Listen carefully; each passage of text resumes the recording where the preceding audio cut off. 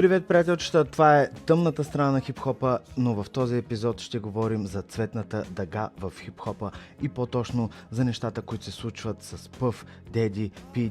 Diddy или Duff Pedy. Ако не знаете, новини от последните часове. Неговите две къщи в Майами и в Лос-Анджелес са били претърсени от ФБР и HSI. Това е агенция, която се занимава с трафик на хора, секс трафик на хора.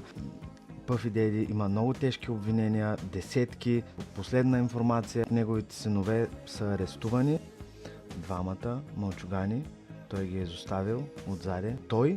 Последни негови кадри са от летището в Майами. Според лога на самолета му, той се е запътил към остров Кейп Верде, където няма закон за екстрадикция, така че не могат да го екстрадират оттам.